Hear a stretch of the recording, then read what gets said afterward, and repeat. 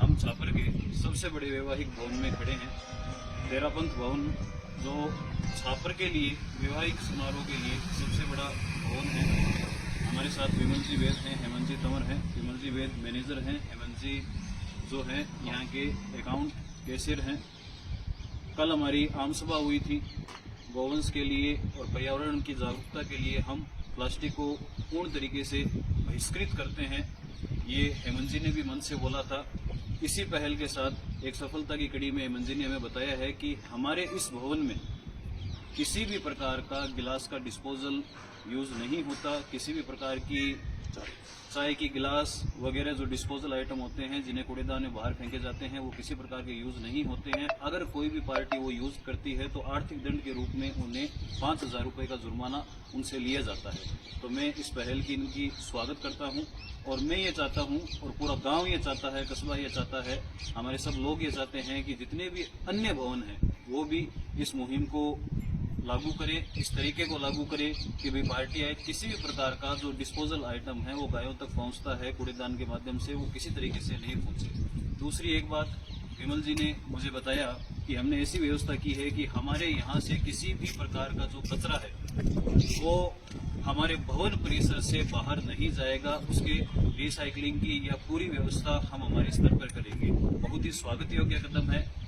कल आम सभा होने के बाद में अगर इतनी बड़ी बात हमारे सामने आती है तो ये जो मुहिम है प्लास्टिक मुक्त, एक दिन जरूर हम हमारे कस्बे को बहुत सुंदर बनाएंगे, कचरा मुक्त बनाएंगे, पूरा प्लास्टिक मुक्त बनाएंगे। एक सीढ़ी हमने चढ़ी है जिसके लिए सभी कस्बे वासियों को बहुत बहुत बधाई। अब हम श्रीमान हेमंत जी तंवर से बात करेंगे इसके बारे में। आज आप लोग गौ संरक्षण हेतु हमारे भवन में पधारे हैं। मैं भवन की तरफ से आप सभी का हार्दिक अभिनंदन स्वागत करता हूं। जो मुहिम गौ संरक्षण और प्लास्टिक के उपयोग को कम करने के लिए आपने चलाई है, आपके साथ हमारा भवन, हमारा पूरा स्टाफ कंधे से कंधा मिलाकर आपका सहयोग करेगा, ये पूरा आश्वासन देता हूं। और आपको आश्वस्त करता हूं कि जब से हमारा भवन प्रारंभ हुआ, यहाँ तक कि महाराज के चतुर्मास में भी हमने प्लास्टिक को मिनिमम यूज में लिया। चतुर्मास के उपरांत जब भी भवन में कोई भी आयोजन होते हैं उसमें प्लास्टिक को प्रतिबंधित किया जाता है। हर आने वाले को ये कहा जाता है कि आप किसी प्रकार का प्लास्टिक का उपयोग नहीं करेंगे। प्लास्टिक में जैसे पीने के पानी के गिलास हैं, चाय के कप हैं या कटोरी या दोने हैं, उनको ऐसे प्लास्टिक का उपयोग नहीं करेंगे जिनसे कि हमारे डेयरी में कोई प्रकार डैमेज हो। पेपर कप जो है उनका उपयोग ज़्यादा से ज़्यादा किया जाता है या उन्हें ये प्रेरित किया जाता है कि आप ऐसे जो पैकिंग है जो अपने निर्धारित जो अपने सिस्टम के अनुसार बने हुए लाते हैं, जिनका रिसाइकिलिंग उपयोग होता रहता है, ऐसे उपकरण वो साथ में लाते हैं। उन्हीं का आजकल उपयोग ज़्यादा चलन हो रहा है और उनको ज़्यादा हम प्रेरित भी करते हैं।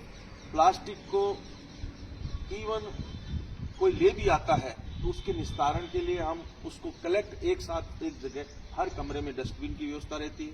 उस डस्टबिन से कचरे को एक जगह कलेक्ट किया जाता है। उस एक जगह कलेक्ट करने के बाद उसको एक मुख्य स्थान जहाँ पे हमारे बड़े बड़े ड्रम रखे होते हैं उनके अंदर लाया जाता है, उनके अंदर डाला जाता है।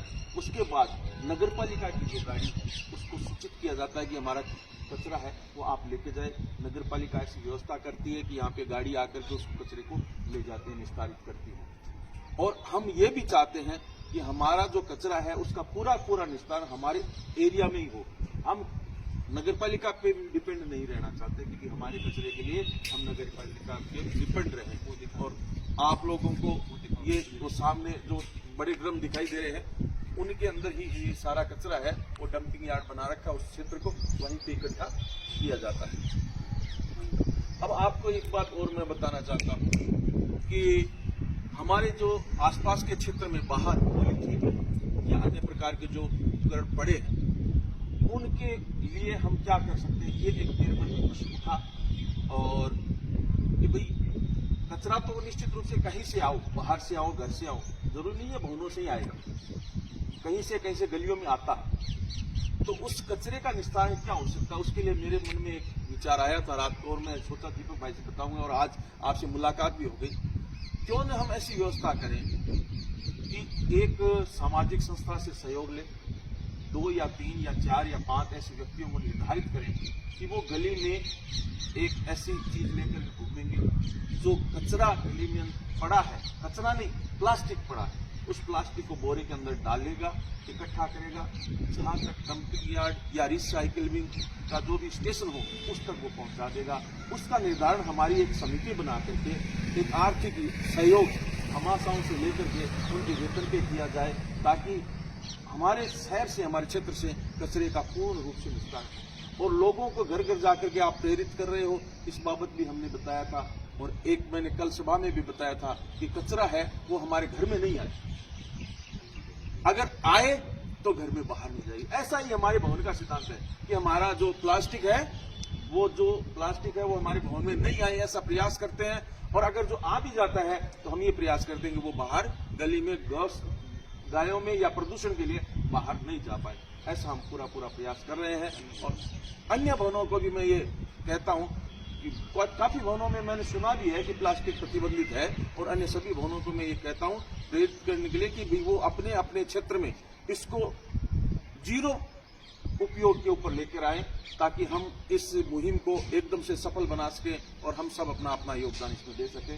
धन्यवाद आप लोग।